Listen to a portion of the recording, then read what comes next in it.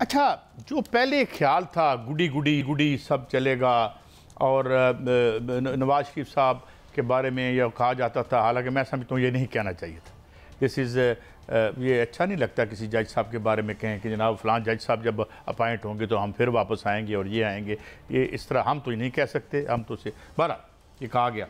लेकिन ये अब लग रहा है कि जुडिशरी एक प्रोएक्टिव रोल ले रही है। जो पीटीआई के जो चेयरमैन हैं उनको बहुत सी जगह पे वो रिलीफ, मैं कहूँ तो वो नाराज़ हो जाते हैं, कहते हैं जी रिलीफ नहीं, हमें इंसाफ मिल रहा है, रिलीफ का लफ्ज़ इस्तेमाल ना किया करें।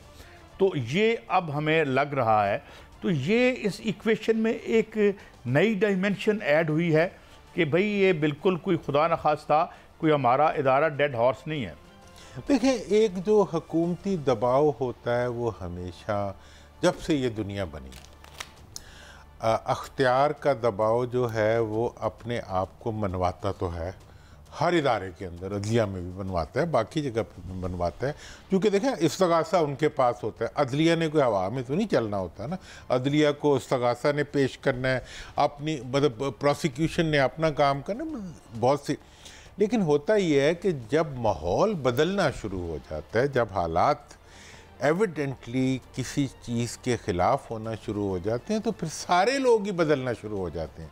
जोर एंड पे कहते हैं जी अदलिया बदल गई, असल में पुलिस भी बदल गई होती है, असल में वकला भी अपने रुख बदल चुके होते हैं, जो एविडेंस होती है वो भी एक मुख्तलिफ रुख पे जा रही होती है इस वक्त। या यूँ अगर मैं कहूँ अगेंस्ट द विंड जाना मुमकिन नहीं रहता, और तमाम ताकतें जो होती हैं वो दबाव, जैसे तूफ़ान का दबाव होता है, अवाम का दबाव जो होता है वो तूफ़ान की तरह होता है।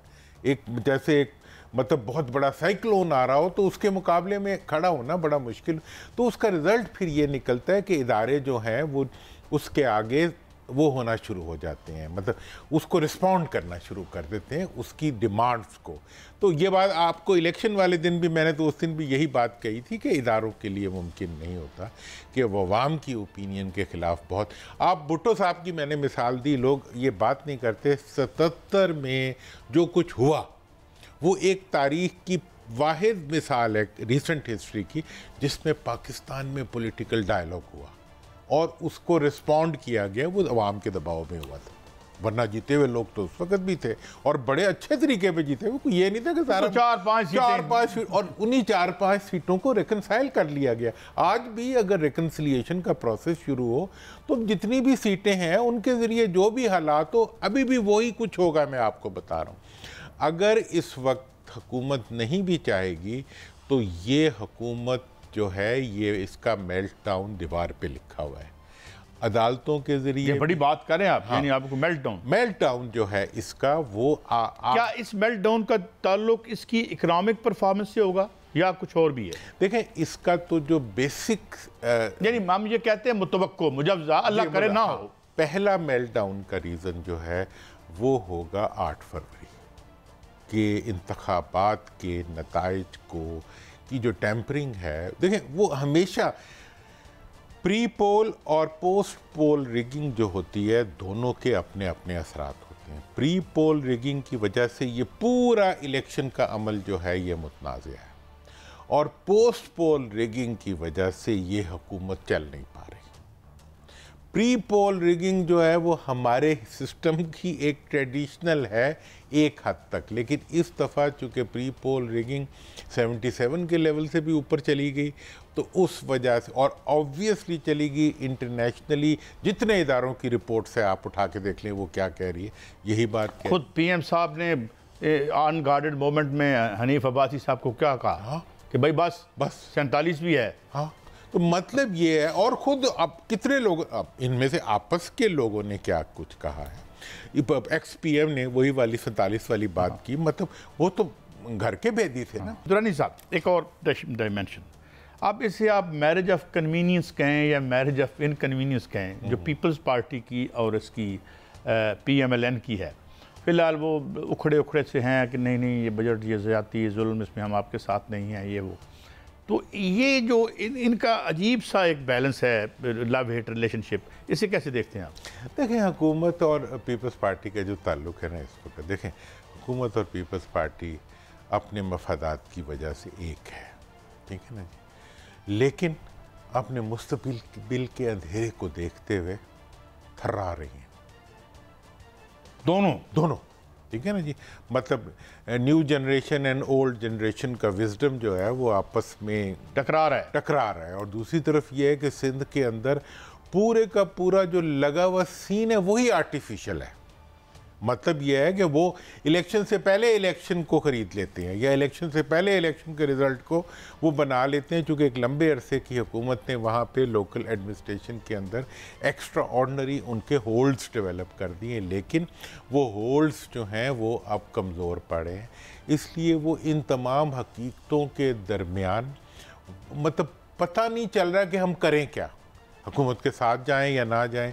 तो इसलिए वो एक कॉन्फ्लिक्ट का शिकार है अपने अंदर से कि क्या करें और क्या ना करें। तो इसलिए जो ये शहीदों की अमानत पार्टी है वो जो है इस वक्त वो सियासत के बजाय, ठीक है ना जी, वो अपने मफादात को हसूल के लिए मुनाफकत की तरफ बढ़ रही है। ये पीपल्स पार्टी का कल्चर कभी नहीं था कि वो मतलब मफाद की सियासत तो करते थे, मुनाफकत की नहीं करते थे कि जी सदर भी हैं, स्पीकर भी हैं और हुकूमत में भी नहीं है, हुकूमत में हैं भी, गवर्नर भी है, और जब साइन भी करने हैं, जब साइन करने का वक्त आए तो गवर्नर छुट्टी पे चला जाए। बस ये मुनाफकत की सियासत और पीपल्स पार्टी का आपस में तारीखी मेल जोल नहीं है। मतलब कुछ भी कह ले आप, पीपल्स पार्टी का एक बैकग्राउंड है, बीबी को आप भी जानते हैं, मेरा तो बहुत उनसे ज़ाती सा एक फैमिली हमारा मतलब एक देखा है मैंने बहुत करीब से।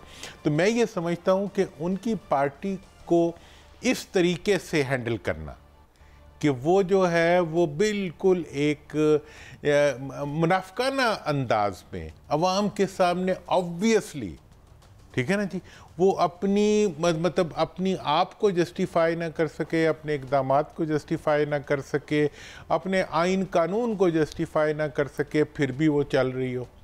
तो ये एक बहुत ही अफसोसनाक। अच्छा दुरानी साहब, ये फरमाएं कि पीपल्स पार्टी को गवर्नर तो शिप तो पंजाब में मिल ही गई, मगर कोई और उनको वो यानी लगता है जैसे उन्हें जो हुकूमत है पंजाब में मुस्लिम लीग नून की, कोई उन्हें ज़्यादा जगह नहीं दे रही। तो इस ये आप समझते हैं ये इट्स दुरुस्त स्टेटमेंट? देखिए, पंजाब की हुकूमत जो है, पंजाब में जो इस वक्त हुकूमत है वो बहुत ज़्यादा अपने बारे में पॉजिटिव है। उनकी लीडरशिप जो है वो बहुत पॉजिटिव है कि हमने इस दफ़ा ये अपॉर्चुनिटी मिली है, और ये उनका ये ख्याल है पंजाब की लीडरशिप का कि उनकी ताकत से ये हासिल की गई। मतलब ये बड़ी इंटरेस्टिंग एक है, मतलब फैक्ट है कि पंजाब की लीडरशिप का ये बड़ी कंसिडर्ड ओपिनियन है कि इस वक्त जो हुकूमत है वो उनकी स्ट्रेटजी और उनकी हिकमत और उनकी बहादुरी की वजह से नून के पास आई है उनके ख्याल में। ठीक है, अब अगर आ गई है तो वो ये चाहते हैं कि ये हुकूमत उस तरह चले जिस तरह वो चलाना चाहती है। तो अब ये है कि इस मामले से उन्होंने पीछे नहीं हटना। ये उनके दरमियान एक कॉन्फ्लिक्ट रहेगी।